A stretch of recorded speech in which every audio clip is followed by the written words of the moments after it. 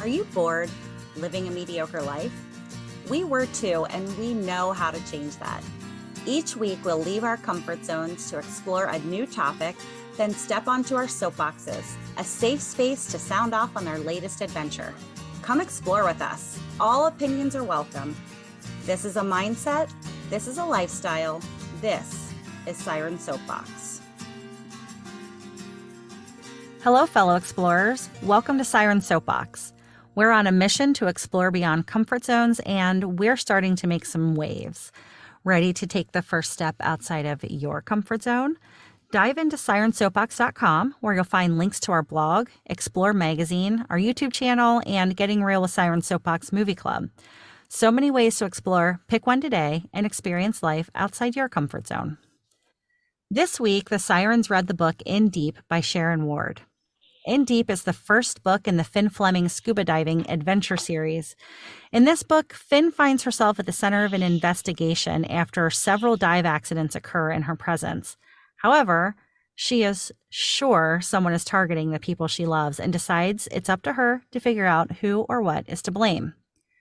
We were also challenged to do some exploring in the water and talk about our experience with that. But before we get into our soapboxes, just a reminder that if the conversation gets too intense, the safe word is... Bingo!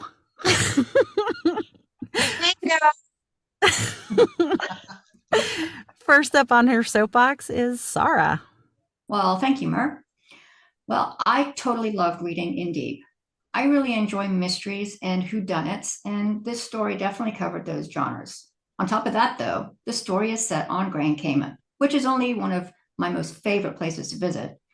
My parents and I started going back in 1989, and with a few breaks, I've gone almost every year since. It added so much for me to be able to picture where Fin was in every scene.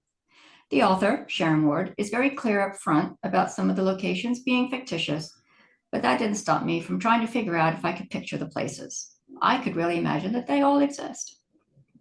If that wasn't cool enough, the story is centered around scuba diving. No big leap to figure that I loved that too. Not just because I'm a diver, but also because I've been on countless dives while visiting Grand Cayman. After finishing book one, I dug out my most recent diver's log and scrolled through to see if any of the sites mentioned in the book were ones I had been to. But I didn't have time to go back through the book to check. But even so, it was a lot of fun to take a trip down memory lane, dives with my kids and with Siren TC. It reminded me, though, that I could do a better job with documenting my dives. I had dives where I described what I saw, who I was with, but I didn't write down the name of the site. Anyway, we're supposed to be talking about things that get us out of our comfort zone. Well, I love reading and diving, so this was all just fun, really. I will say that even though I do like diving, swimming, and the ocean, wait for it, I'm not really a water fan. Doesn't seem right, but there you go. I'm weird. But seriously, if I can see all around me, water is great. It's when I can't see what's there or below my feet that I can feel a little uncomfy. For example, I can dive in 100 feet of clear water, but I'm not comfortable stepping into a murky lake, or even standing in 6 inches of muddy creek water with my toes squidging in the mud. I have literally screamed out loud during that sort of event. The worst, seeing water go where it doesn't belong, or even water doing weird things. I literally have to scroll away quickly when some crazy water reels show up in my Facebook feed. So just reading about the free diving in this story made my stomach flip a little, just because I couldn't, in my mind, see where the divers were. Hey, I already acknowledged that I'm weird. But anyway, Jess, how long did it take you to finish this book? Well, I finished the book in about 3 days. I probably would have finished it sooner if I didn't have to work. Darn work always getting in the way of all my fun. Jobs. Darn jobs. But I was totally transported to the Cayman Islands with Fin and her family. I love how descriptive Sharon Ward was with every detail, including the types of fish and turtles that Fin would see while diving and snorkeling. I got very attached to everyone in the book, including Harry the stingray. All right, and Rosie the octopus. I would love to have a Rosie the octopus, by the way. But even though I live on a tropical island, I find myself wanting to work at the Institute with Fin. As a diver, a lot of the situations in the book gave me major anxiety and made me super glad to have excellent dive buddies. but let's hope I don't have to worry about any crazy people popping out of the woodwork and gunning for me and my family. And then I'll be okay. I do have so many questions about the cliffhangers, so I'm really wanting to get in to discuss this book with the rest of the Sirens and see if I'm just missing something or if Sharon's trying to leave us hanging so that we continue the Fin Fleming series. For instance, does Oliver stick around? What happened to Kara? Did Finn and Liam go on a date? What happened to Stewie and Gus? Anyway, I can't wait to get to our discussion, so I'll leave the questions for then. Mer, what did you think about the book? In Deep is an exciting story about a scuba diver with some drama in her life all of a sudden, and lots of twists and turns. So much fun to read. But I think my favorite thing about this book is reading about the dives and the gear. Having experience as a scuba diver, I really love the accuracy of the sport that was portrayed in the writing. This book kept me on the edge of my seat and was really hard to put down. But the good news is that this is only book one of the Fin Fleming scuba diving series, so there will be plenty more for me to consume. Free diving as an extreme sport doesn't interest me in the least. I've read about some of the records being broken by divers going down hundreds of feet, and all I think is, my goodness, their ears must hurt. I also worry about their lungs and about them getting the bends. Apparently, though, these are all things that freedivers train for, as they should. For me, skin diving, I think, is a little more appropriate. I like to hold my breath and dive down to the bottom of a pool or a shallowish body of water. If the bottom is more than 20 feet away from the surface, I'm donning my scuba kit instead of breath holding. When I was training to be a dive master, I had to demonstrate skin diving in a quarry one time. I forgot it was a breath hold exercise. And I just like exhaled all of the air in my lungs when I was about 18 feet below the surface. I came up in a panic, and the much more experienced dive master that I was training with, he just calmly reminded me to breathe, or else I might not have remembered. He said he could see the panic in my eyes as I was surfacing. And that was a lesson I'm sure to never forget. TC, what surprised you about the book? Okay. First of all, spoiler alert, who has the courage to kill off a main character of a book? I was shocked. Second, actually, maybe also first, her descriptions of the sea creatures made me feel like I was under the water. I felt like I had met Harry. Her description was so perfect. And then, well, now, which character did you think I was referencing in my first point? Anyone? I totally pictured Harry, but I was thinking Ray.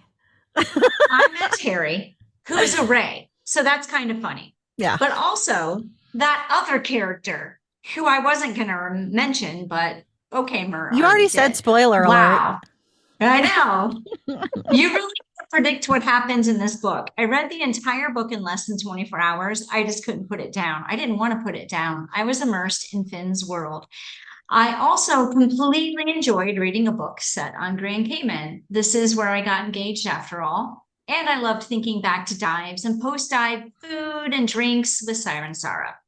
The storyline surrounding Rosie made me wonder. So I Googled, can an octopus see in color? And what I read said that they cannot. However, I read that they can feel color. These animals just get more and more fascinating the more I learn about them. And now about free diving. I've wanted to be a diver for as long as I can remember, a scuba diver. I love being under the water. I love the way the warm Caribbean Sea feels on my skin. I love being in the realm of the creatures under the sea. But I love to breathe. I'm really not good at not breathing. In fact, while working on my dive master certification, there was one activity where I had to swim the length of the pool under the water. I could have fins in my mask, but I couldn't breathe. It took me 3 or 4 times to get through that one particular skill, and everyone else doing dive master with me chased me the length of the pool just to get me to meet that particular skill. It was not easy for me. So though I don't love free diving, I do love this book. And it's not surprising that we all love this book. It's about life under the sea. It's set on an island. And the author's motto is, ready? Yes. Face your fears. They're never as bad as you think they'll be. Sharon Ward is the author of the traditional mysteries in deep, Sunken Death, Dark Tide, and Killer Storm, all part of the Fin Fleming scuba diving series. Hidden Depths, the next book in the series, will be out this spring. Sharon was a marketing executive at a prominent software companies like Oracle and Microsoft before starting to write. She was also a PADI certified dive master who has hundreds of dives under her weight belt. She's a member of Sisters in Crime, MWA, ITW, Grub Street, and the Cape Cod Writers Center. She lives near Cape Cod with her husband, Jack, and their miniature long-haired dachshund, Molly, who is the actual head of the household. Sirens, please help me in welcoming Sharon Ward to this episode of Siren Soapbox. Welcome to the show, Sharon. Welcome. Thank you. I'm excited to be here. I'm just very thrilled to be invited to hang out with 5 such cool women. Thank you. Wow. I'm so flattered. Sharon, your stories are described so vividly and they're so real. It makes us curious. Do you know a Fin Fleming? No, I do not. But I can tell you how I invented Fin, if you're interested. Yes, let's hear Yes, that. please do. So I had been planning to be a writer for a long time, since I was like in the 3rd grade. But I didn't get around to it until I was like 65 or so. I had been working on a book with a different type of heroine and not getting anywhere. People were just like, wow, that's really boring, you know? So I said, perhaps I should do something else. So I started thinking about what I love and never get a chance to read about. And so I hit on diving. And I came up with the name Newton Fleming first. And I said, oh, that's really interesting because everyone will call her Newt. And then I said, oh, that's kind of cool. And she's an underwater photographer. And originally, when I thought Finn was going to be an underwater photographer, I had a totally different idea of where I was going to take the books, almost to the point of, you remember the old movie Eyes of Laura Mars, where she could see pictures and know what was going to happen from the pictures? That was what was going to happen to Finn's. Well, it was a great movie. But anyway, Finn was going to have that skill after she got hit by the jet ski. The jet ski, like something clicked in the universe. And so I wrote several chapters of that, and I gave it to a bunch of people, and they loved it. I was like, well, this is different. Different feedback. Thanks. Yeah. So I said, well, that's kind of cool. And then I said, well, you know, after you've done that, so she can see the future in her pictures, then it's like really boring. Where do you go from there, right? You got to like kill a lot of people. And I don't like to kill a lot of people. I like one per book. So I said, she's got to have something else. And I had been doing a lot of reading about freediving, which I agree with you guys is like a really horrifying sport. Like, why would you ever want to do that? You don't even get to see anything. You're just in and out. But I said, wow, well, freediving is actually the fastest growing part of the diving universe, the diving sports. More people are trying to get free dive certifications. There are, you know, all kinds of contests all over the world. And I said, so how can I bring free diving into this? And that's where I came up with the idea of the documentary that Finn, of course, would have to be. And by the way, I changed her name to Finola. She's named after her grandmother, although you won't know that until several books in the future. But changed her name to Finn. Her father is Newton Fleming, so her grandmother and her father. And she was the photographer for the documentary, and that's what kicked off all of the problems. And so that's how Finn came to be. And because she was named for her father, but I didn't want to kill her father, she had to have a different kind of father. And so that's where Ray came into it, and the freediving. And so there was the outline of my book, and then I just had to figure out how to get them from the point where Finn is a happy-go-lucky, slightly insecure young lady to saying, whoa, people are trying to hurt people I love. It's up to me to solve that problem. So that's how it I happened. love that. So I really love books that have a female character lead who is strong and independent, like Finn. And one of my favorite characters is Kinsey Milhone, who Oh, yeah. you mentioned in the book. And as soon as I Early in the saw that, book. yeah, as soon as I saw it, I took a screenshot and highlighted it and sent it to the girls. But I knew Mur would recognize her because that's a series of books I read over and over and over again. I was so excited when I saw that reference. Yeah, that's one of my favorite series too. I loved every one of the books, and eagerly awaited each one each year, and I'm just heartbroken that there will be no Yeah. more.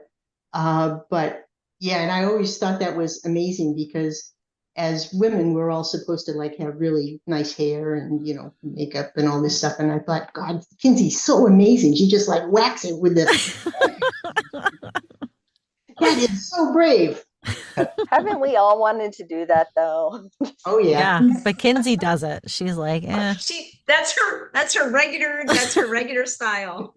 So funny. I was really rooting her on when she did that. I was tempted. I didn't do it yet. Oh my gosh. I can see TC hacking at her own hair. She cut her bangs one time and her hairdresser was like, don't ever do that again. It reminded me of the short haircut you got when you were here once, and you said, this is going to be great, because you said the exact same thing that Finn did. Now my mask will seal without my hair getting in the way. That's right. But I didn't like it. I didn't like it at all. It seemed like a good idea at the time. It often does. I was totally picturing Mur's hair though after she did it, because it talked about how like one side was totally shaved. I was like, she's gonna look like Mur after a while with the side shave. Yeah, and then like the a little long. badass. Yeah, Mhm. badass like Mur. That's right. So Sharon, how long have you been a scuba diver? Let's see. Jack and I got certified together, and it was 1990, I believe, when we got our first certification. And it's kind of a funny story about how we decided to learn to dive. When Jack and I got married, it was a second marriage for both of us, and we both realized how easy it is to forget why you got married. And so we said every year on our anniversary, we're going to go on a honeymoon and remember why we got married. So we were sitting in bed one night, and I had all these travel books around trying to decide where we were going to go for our next honeymoon. And that was in the days when you look this stuff up in a travel book. And so I said to Jack, why don't we get scuba certified and go to Bonaire? And he said, great idea, make the arrangements. And I was like, oh, shoot, because I am actually not a very good swimmer. I am absolutely terrified, like you, of not being able to see what's around me in the water. I have been afraid of giant squid since I saw 20,000 Leagues Under the Sea when I was like 6 years old. And I was like, oh my God, what have I done?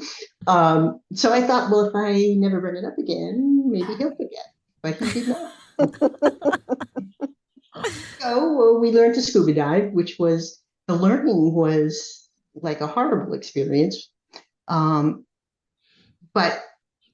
once I was actually in the ocean and not like messing around in the pool, trying not to drown, it was amazing. As you know, it's totally amazing. And so we went on and we kept getting more and more and more certified and doing all these things. And years later, the instructor that we'd had said, when I saw you in your basic open water class, he said, I didn't think you'd be back after the first night. I certainly didn't expect you to come back after the second night. And he was like, and I was really surprised when you actually finished. So I was like, oh, ha ha. I'll show you. Right?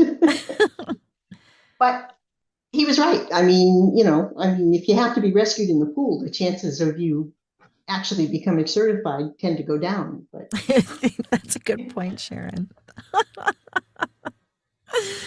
Oh, so what's your highest certification now? dive master. Mhm. Well, way to go all the way. Yeah. Yeah. Well, I started assistant instructor, and then I thought, well, shoot, I don't really want to do that. I'm perfectly happy where I am, so I stopped. Do you use your dive master? Not too much in the last few years. Last few years have been a little tough health-wise, so I've not been diving as much as I had been. Yeah. I got my certification, my open water certification in 2015, and I got my dive master in 2020. And I was always of the mindset that why would anybody want to be a dive master? That's crazy. And then I got advanced, and then I got rescue, and then it was like, well, what's next? You dive master. I mean, that's what it is. So, but I'm so glad because I get to work with open water students now, and that is like, I just love teaching. I love that. It's a lot of fun for me. It is fun. We used to do, Jack and I both used to do our dive mastering thing with the instructor who had trained us. And he did most of his classes at the local colleges, which meant that probably 75% of the students in the classes were young men. And young men, as we all know, think they're invincible. And so, Yes. we'd take them into the ocean, and I'd be like, stay with me. And then, off to this direction, off to that direction, up, down, all around. And it was very nerve-wracking. Yeah. Luckily, I never lost anyone. Good I job, don't think Sharon. people grow out of that. I don't think they grow out of that No. going off. So I live on St. Croix in the Caribbean, not too horribly far from, well, kind of far from Grand Cayman, but same body of water. And I'm a dive master also, although I don't work as a dive master, but every now and then I'll assist one of the dive shops here on the island. And it's fascinating to me, like we're teaching people in the sea. And of course there are turtles and octopus and seahorses and eagle rays swimming all around. And someone will just they just lose track of the fact that they're learning how to do a relatively dangerous sport, and off they go, following something to go, and you don't grab their fin and jerk them. Like you have to gently. Yeah, it's interesting. It is. And I empathize with them. What, even in the pool when I was getting my basic certification, it was in a college pool, and it was the first time I'd been breathing underwater, and I was just fascinated. I mean, I was actually watching a Band-Aid float by, going like, wow, I understand that.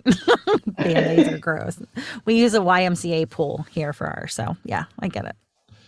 And that's where I learned as well. But I see people learning here in the sea, and I'm like, you are getting to see a sea turtle the first time you ever dive, ever. Right. I hope you understand how lucky you are. It's true. Yeah, my favorite dive site though is a quarry here in Ohio. Really? Yeah. And I think it's got to just be the camaraderie that goes along with being at the quarry. I don't know that it's necessarily the water, but I love the quarry. I love diving there. I love being with all the people that are there. I just love it. Do you have a favorite dive site? I do. I actually have a lot of favorite dive sites. I really, really like most of the dive sites on Grand Cayman, actually. I like Babylon a lot. I like Fish Tank or Aquarium. Those are both easy dives with lots of fish. Babylon is a very dramatic kind of site. I liked the Blue Hole in Belize a lot. I want to dive that. That's on my list. It was kind of creepy, I bet. which I really liked. And I also liked it because they let you go down really deep and nobody was going like, stop. Yeah, you described that dive really well in the second book. Thank you. I'm quite jealous. I would love to go there someday. It's extremely interesting. The architecture I know that's not the right word, but the architecture of the underwater terrain is just astonishing. You know, you're down there and you look up and there's all these which one goes up and which one goes down, stalactites or stalagmites. They're all like hanging down over you, and it's kind of creepy. And it's dark. But it's fascinating. It's a fascinating place. And I was horrified when I learned that Sir Richard Branson finally took a submersible down to the bottom and he saw trash. The bottom of the blue hole is, which you can't get to, so we'll never know this, except I just told you. Right. But it's all covered with trash and footprints. And I'm thinking, where did those footprints come from? Aliens. Mm-hmm. With For trash. sure. Yeah. Octopus who stole shoes. Speaking of the second book, I know a few of us have already mentioned Poor Harry. And this isn't a spoiler because I don't know if it was in the afterword for that book, the first one, or the foreword for the second, where you have promised to never, ever, ever, ever kill Rosie. So that was, I was so nervous. I mean, you know, when she was running around the aquarium looking for all the fish and trying to save the fish, you know, that made me a little short of breath thinking about those fish that couldn't breathe. And then when they couldn't find Rosie, I thought that's just a bit much. But then they found Rosie. Only one death per book. You know, one fish, one person. Yeah, I got a lot of feedback from people who were very upset when Harry died. And you know, the rule of thumb when you're writing a mystery, a murder mystery, is always you can brutalize people, you can do anything you want to people, but you should never kill the dog, right? And I thought, well, it's not a dog, it's a stingray. Right? And who loves stingrays besides me? Well, apparently a lot of people, because they were quite upset. So my next door neighbor actually happens to be a veterinarian, and she called me as soon as she saw that Harry was dead, and she was like, I'm so upset. I can't believe you killed Harry. So I knew I could never do anything with Rosie. Now, here's the hard part of that, though. And an octopus only has a 1 to 2 year lifespan. Exactly. Yeah, so. Not Rosie. No, Rosie is immortal. And if you don't like the fact that Rosie is immortal, think of Robert B. Parker's Spencer books, where he has this dog named Pearl, who he's had since like 1980, maybe even earlier, like whenever the first book was, he had Pearl. And Pearl continues on, and every once in a while, Pearl becomes a puppy. So you know something happened to the old Pearl, and there's now a new Pearl, but it's not addressed. So it may be a new Rosie and an old Rosie, but there will always be a Rosie. And she'll always be pink. She'll always be very smart and very cute. And by the way, octopus can see colors. That experiment that Fin does in the book with Rosie was actually taken directly from some research that was done in a university in Japan. Oh, really? Yes, it's from a published paper. Yeah, so what I read was that they can feel the color. They can detect color, but they can't see it with their eyes. They detect it in a different way altogether. That's what I read. I don't know. No, I understand, but they can, because they did exactly what Fin does. They hold up a card, and she knows, the octopus in Japan knew, to get the red ball or the blue ball based on the card. It's very cool. Yeah, and they would have to be able to see it right. Because you can't feel through the glass. Right. Well, it didn't say they had to touch it. Oh. You know, like color is all about it's all about like light rays. And I don't know, you never know what other living creatures can detect and how. So it wasn't that they had to feel it physically, it was that they could detect the difference in the light bouncing off of whatever it was. Interesting. So I don't know. I mean, I literally don't know. But anyway, that is based on true research. That is really cool. Whether she saw it or sensed it or felt it or whatever, she knew it was good. I think Rosie knows how to read too. I bet you the next time Fin needs to write the word red ball. And then she can go find the red. I can see Rosie being able to do that. Rosie's pretty clever. She's pretty smart. She is very clever. She is. So we have a dive site here on St. Croix, the pier. A lot of islands have a pier, but we have a lot of octopus at the pier, and it's pretty famous for its night dives. And you can see like complete light shows, just changing colors by the octopus at night. It's amazing. They change from red to blue to purple to white, and then back to whatever color the rock is that they're on at night. It's pretty amazing. Octopus are amazing. They really are. So cool. They're so smart and so alien to us. I mean, the I type of know. intelligence, the physiology, everything about them is just so fascinating. Fascinating, yeah. We also have squid. Have you ever experienced like a group, a squad squadron of squid? Squadron of squid. A squad of squid. Yeah, it's amazing. You want to talk about alien? Like they all kind of face the same direction and they watch you, and you're just like, They're watching I us. don't know who's. Yeah, it's weird. Yeah, they're It's all so in like cool. a weird And they're all formation and they all floating. kind of float together in unison. Yeah, yeah, it's really cool, Yes. huh? I think I've seen that on SpongeBob. Yeah. One of my favorite dives was actually when I came across a squadron of squid, and they were sort of near the surface, and it was a very sunny day, so they were sparkling in the sunlight. Yes. And they literally, and I think I used this description in one of the books, they were sparkling. They looked like little angels underwater. They were just, Mhm. they had their little suits and kind of Mhm. floating in the breeze and beautiful colors and staring at you with their goggle eyes. But yeah, Me too. they're amazing creatures. They really are. It's fascinating. So could we talk for a second about how jealous I am that Finn lives at Rum Point? Yeah, I know. Well, you got to have a billionaire father. So I guess that would come in Exactly. handy.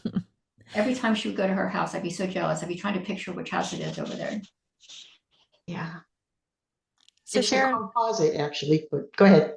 oh, I was just wondering why you chose Grand Cayman for the setting. Because I love it. I love it. It's my favorite place. Actually, when Jack and I learned to dive, and we went to Bonaire, and then we went back to Bonaire because it was so cool. And then we said, well, we should go to a different place every year. And so we did. We went to a different place every year for many years. And I consciously did not choose to go to Grand Cayman because I really, really like stingrays. And I knew if I went to Grand Cayman, I was going to want to go to Stingray City and I would never leave. So eventually Grand Cayman came to the top of the list, and we went there and we went to Stingray City, and we went back there every trip after that for a long time. I mean, we took a little trip over to, Little Cayman, and we did a few other things around the Caribbean and around, Florida or whatever. But yeah, the Caymans always popped right up to the top. It's just too cool. Mhm. I like the flatness of Grand Cayman. Like a lot of islands in the Caribbean are pretty mountainous and hilly, and Grand Cayman is just nice and flat, and I really like that. Yeah, it is nice. It is nice. I like the Iron Shore too. It's kind of ugly, but it's kind of interesting, Mhm. Although I did have one reader who, I was talking about Iron Shore, and they sent me a message and said, "What the heck is Iron Shore?" So I said, "Oh, perhaps I need to explain that better in the next book." I was going to ask what it is. I'm not familiar with that either. Yeah, I have no idea. It's like rock. It looks almost like volcanic rock. It's very porous. It's crushed, compressed, like shells and calcium and things from little creatures. So it's just a very, very porous, very sharp rock. And most of the Cayman Islands is actually Iron Shore. They've got sand in strategic locations, but most of it's really Iron Shore, and it can be very sharp. But underneath that, of course, it's very porous. So there's lots of caverns and caves and interesting things because of the way, of course, that I don't know, the universe works with Right. with crushed corals and things. But Hmm. yeah, so that's what Iron Shore is. And Is what that is better that way what to you see when you visit hell? Is that what you're looking at? Yes, Okay. absolutely. Interesting. That is interesting. So let's talk about the book for a minute. When did you is In Deep the first book you've ever written, and how long ago did you write that, or when did you write your first book? My first book was written in the 5th grade. It was very derivative of a book that I had read and enjoyed very much. And oddly enough, my book was quite similar. But I did a lot of other things for a long time after that. And although I always knew I was going to be a writer, I mean, literally from the time I was a small child, I knew I was going to be a writer. And probably 20 years ago now, I started writing a novel. Actually, no, about 25 years ago, I started writing a novel, and this was going to be a swords and sorcerers thing, and which is my second favorite genre. And my heroine in that was a young woman. And at the time, swords and sorcerers did not have young women who were the heroes. They had young women who wore bikinis. So this was, I thought was pretty cool. But I got stuck at what they call the muddle in the middle. It's what writers call it, when you know where you start and you know where you're going to end and you have no idea how to get from here to there. And that's where I get stuck on my sword and sorcerers book. So put that aside for a few years. And then a few years later, I started writing a mystery. And it was based around a murder that occurred near a 3D printer, because I kind of thought, I don't know if you know 3D printers, but I think they're like magical. You just sit there and look at them, and then magically something appears on the platform. Like, whoa, how did that happen? So anyway, somebody got killed next to the 3D printer, and we went through a lot of things. And that one didn't go over that well with people in the industry. They told me that 3D printing was boring.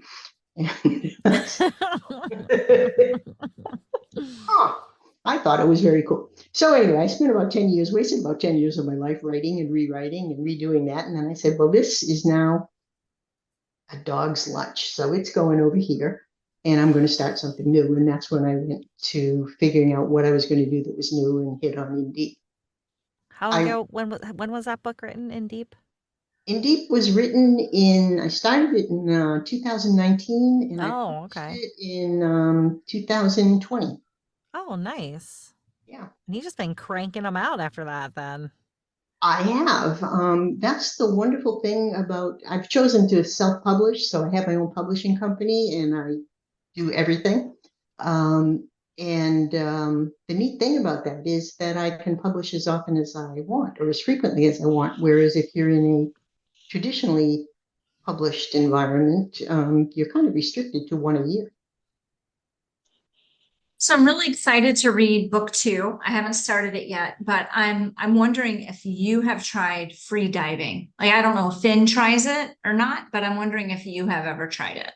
No, I have not. It doesn't really appeal to me. I think I love diving. I love like looking around. I love floating. I like, the feeling that you're kind of flying, the weightlessness of it all. And free diving has two things that I think are like really stupid. Truthfully, go down as fast as you can, as far as you can, and then come back up as fast as you can. And don't look at anything in the interim because you don't have time. Right. So why bother? Right. That's it. And that holds for several of the free diving disciplines that they have, whether you're using weights or using fins or whatever, they're all like, go down real fast, come up real fast. And the other disciplines that they have are, how long can you sit in one place and hold your breath? And I'm thinking like, well, that's kind of stupid, but but that's it. So neither one of those choices typically appeal to me. I would rather look around and see what's around me. I like to marvel at what's going on in the ocean. I like to see the creatures. I like the weightlessness of it. There doesn't seem to be a point to the other parts of it. But it was as I said, it is the fastest growing type of diving. It's hugely popular. It's extremely interesting. And actually, one time when we were on Grand Cayman, there was a woman who was there who was trying to set a new world's record for free diving. And she was diving off the beyond the reef at Sunset House. And for those of you who have been there, if you can really swim really fast, really far, you get way beyond where most people go, and there's a reef, a big wall drop off that goes down really deep, really, really deep. And that's where she was diving, way out there. And so we were fascinated by this, watching her go in and go out. And in those days, they dove with what they called a sled, which is where you would wear this lead sled on your back. And when you got down as far as you thought you could go, you were supposed to flick a little switch, and your little balloon rose out of your sled, inflated itself, and pushed you back up to the surface, pulled you back up to the surface. So that was kind of interesting. That was my first touch with free diving. So that was always something that was kind of interesting, because everybody was all excited because she was doing it there, and because she succeeded in setting her record and that kind of thing. So that was the first thing. But truthfully, if you're going to take a trip, why not look at the sights, as far as I can see? Yeah. Why just go real fast and come back real fast? So when I picture free divers, I do picture the goggles that you described in the book that are, that decrease the air that that's there between the goggles and your skin. But also I picture really long fins, and Ray didn't use fins. That's right. That's because Ray was a champion in what's constant weight, no fins. And that is one of the disciplines within freediving. And that means that you can wear a weight if you want to, but if you go in with a weight, you have to come back with a weight. So it helps you get down really fast, but it makes it harder for you to get back up, and you have no fins. So all you have when you do constant weight, no fins, which they abbreviate as CNF, is your little tiny mask and your nose plug, and that's it. Interesting. So, but if you were going to dive, and there is constant weight with fins, and there's and with those you can either use the long bifins that you're thinking of, or you can use a monofin, which is where you put both feet into one fin and you kind of look like a mermaid. And with that, you do a dolphin kick. Sidebar, Patty has a new certification. You can become a mermaid. I saw that. Tempting. Although I've looked at the price of some of those like tails, and whew, Yeah. I might as well buy another car. Yeah, I think before I spend that kind of money on a tail, I would invest in a dry suit, even though diving in cold water is stupid. No, it isn't. It isn't at all. All right, Sharon. I got my basic open water certification in New England, which is where I live, in February, which is where it's very cold. Yeah. In a snowstorm. Wow, that's crazy. And Hard pass. it was horrible. And I've never been that cold in my life, before or since. And I got out of the water after it was over, and I just ate and ate. Hot soup, hot coffee, hot this, hot that. I just could not get warm for days afterwards. So I don't recommend it. But we often, for years, dove up in New England year round. We used to dive off Plymouth Beach. We live near there, which is where harbor seals will spend the winter. Normally they're up in Maine and Canada during, or they're down there somewhere, but they end up spending the winter in Plymouth. And so we would go out and swim with them, and they were very smart. They knew exactly to the millimeter how long my arm was. Wow. And they would be like an inch away, longer than that. It was astonishing how they knew that. But they would come right up to your face and put their little snouts against your face, like an inch away, and then they would zoom away. And if you went to try to touch them or pat them, they literally were like a millimeter further away than you could touch. They were amazing. And then I remember learning that that's the favorite food of great white sharks. Oh. Also hang out in Plymouth Oh. in the winter. Oh. I'm not really tempted to cold water dive, with one exception. Are the sea turtles, the leatherback turtles who nest here in St. Croix. They live in Nova Scotia. If I could somehow be guaranteed a dive with one of those leatherbacks, or any leatherback, that would tempt me to do cold water diving. But I left that quarry that Murr loves in Ohio because I was done with that world. I like the Caribbean. Me too. Yeah. So there's a story that's kind of famous in St. Croix about a free diver, and he had like a record of 800 feet or something like that. And he was trying to beat that record here in St. Croix and never came back. It happens. And so, yeah. So when you talk about free diving here, people will bring that attempt. They'll bring that back up. Yeah, there actually, strangely enough, have not been as many deaths as you might expect in free diving, because, I was thinking there were probably a lot, because it seems like a really stupid thing to do. But no, there aren't a lot of people who dive from free diving. Probably the greatest free diver ever is the mother of the current world champion free diver. What's his name? His name is beyond my ability to recall at the moment. For a second, I thought you pulled it out. Oh, no, his name is not beyond. Not so lucky.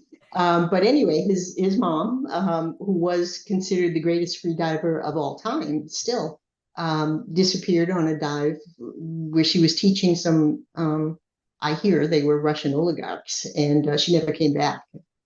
Odd, but yeah, so her son is now the world champion, and he is very good and very interesting. And Herbert Nitsch, is that right? No, I just Googled it. Okay. No, well, he is the deepest diver ever. Okay. No, the guy who is the current world champion is Russian or Croatian. But anyway, he's very good. I always want to say Anna Makarova, but she was a ballerina, so it's I get them confused. But anyway, he's very, very good. He's been on TV a lot. He was on 60 Minutes showing himself free diving under the ice, which to me is like beyond foolhardy. It's bad enough you're down there with no air, but to be down there with no air in an overhead environment is like, what are you, out of your mind? But yeah, that's crazy. Natalia Molchanova? Molchanova, that's right. Natalia Molchanova. And her son is Alexei Molchanov, yes.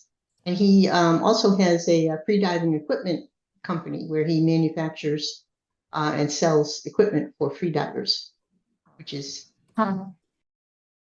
I do think that the pictures of free divers are really beautiful, especially when they are wearing those fins.